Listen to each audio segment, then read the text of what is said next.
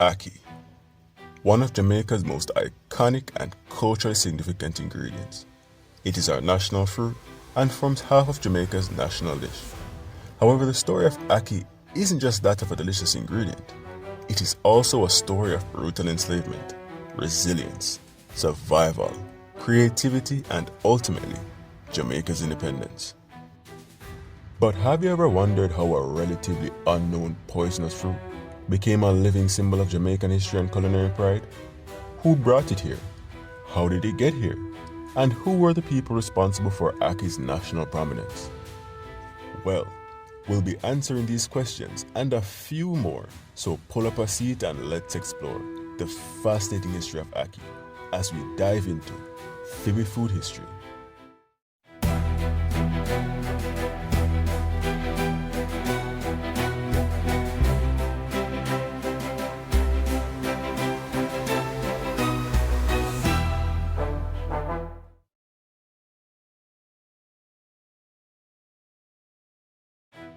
The story of Ackee begins around 300 years ago and thousands of miles away in the villages of West Africa.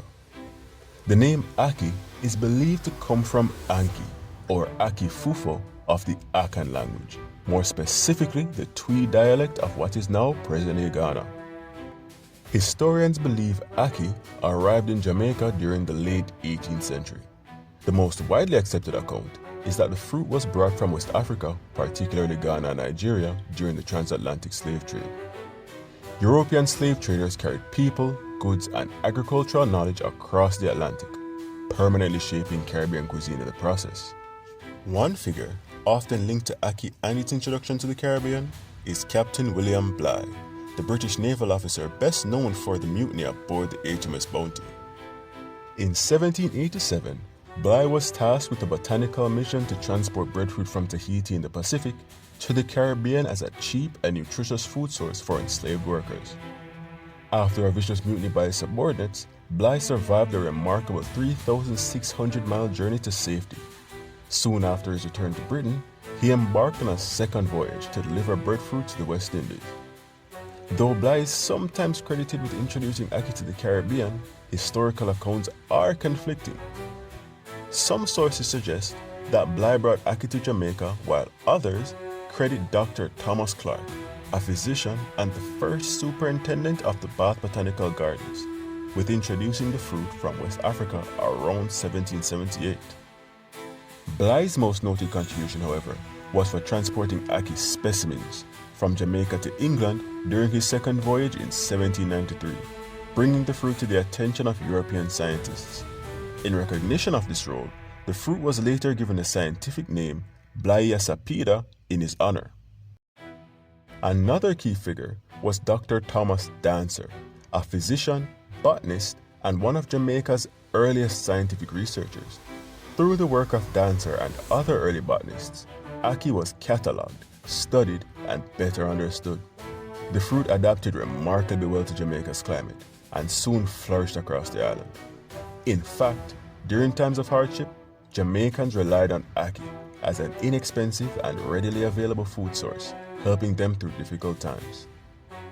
Within a few generations, what was once an African fruit used to supplement enslaved people's diets became a beloved staple, woven into the very fabric of Jamaican soil and culture.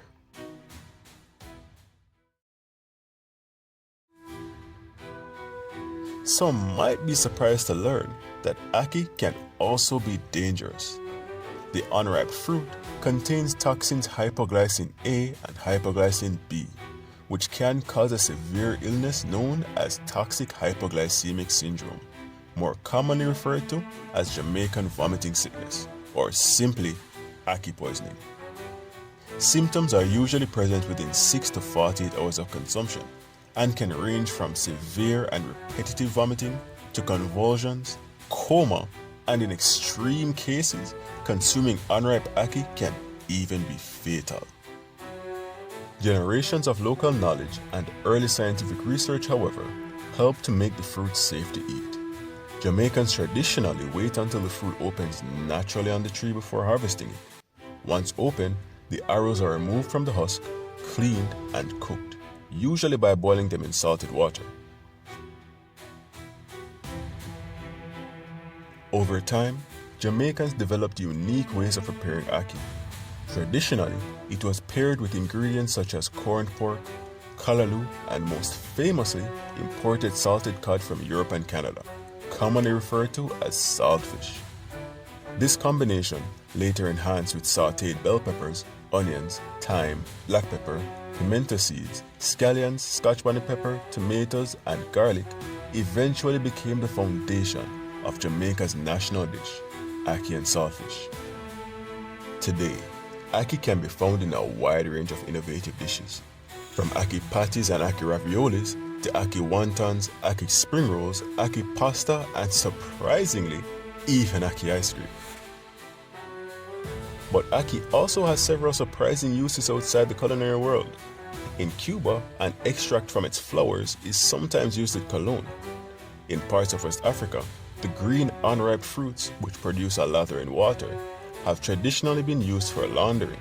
The seeds valued for their oil content and the husks valued for their potash content are burned, and the resulting ash is used in soap making. In other regions, such as Brazil, the bark, leaves, and pulp of the blended ripe arils have been used in traditional medicine, primarily to treat dysentery and other illnesses. However, the effectiveness and safety of these uses remain unconfirmed.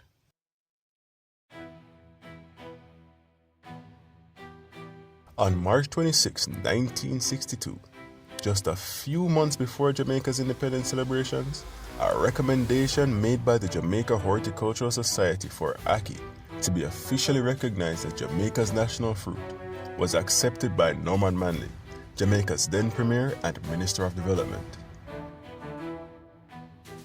Few foods can better represent and connect Jamaica's African heritage, colonial influences, resilience, and culinary creativity quite like ackee. Every plate of ackee and saltfish tells a story that stretches from the forests and villages of West Africa to the hills and valleys of Jamaica and beyond. Ackee is more than just an ingredient. It is a delicious piece of our history, culture, identity, and national pride.